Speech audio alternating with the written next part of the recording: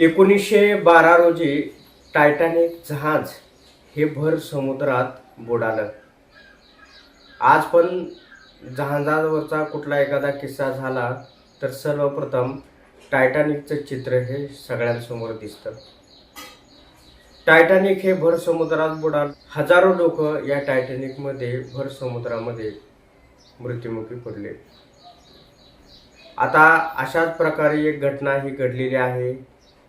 20 जुलै 2025 रोजी तो रविवारचा दिवस होता. भर दुपारी एका KM बार्सेलोना 5 नावाच्या जहाजाला इंडोनेशियातील आग लागली. या जहाजामध्ये तब्बल 280 लोक प्रवास करत होते. कोणी महिला, बुजुर्ग, लहान लेकरं, सर्व प्रकारचा वर्ग याच्यातून प्रवास करत होता.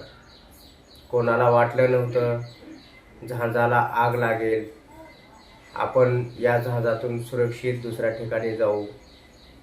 पण अचानक लागलेल्या आगीमुळे एकच सगळा गोंधळ उडाला.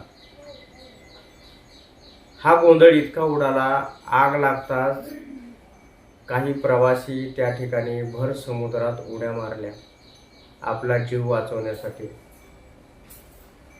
पण आग इतकी पसरली होती की त्या ठिकाणी उभा राहायला सुद्धा जागा नव्हती.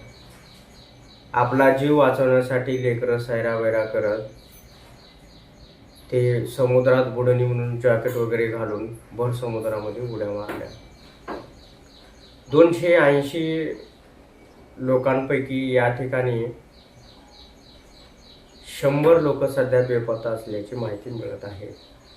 याच्यातील 150 प्रवासी हे सुखरूप वाचलेले आहे. काही प्रवाशांचा मृत्यू सुद्धा झाले असल्याची बातमी या ठिकाणी मिळत आहे. आता ही आग कशामुळे लागली, का लागली, हा एक तपासाचा विषय आहे. हे इंडोनेशियातील KM बार्सेलोना 5 नावाचं जहाज उत्तर सुलावसी या प्रांतात मनोदा या ठिकाणी जात होतं आणि अचानक लागलेल्या आगीमुळं एकच सगळ्यांची धावपळ उडाली.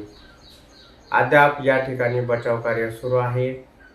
बचाव कार्यामध्ये महिला, बुजुर्ग, तरुण या काही नागरिकांना सुद्धा वाचवण्यात इंडोनेशियातील अधिकाऱ्यांना यश आलेलं आहे.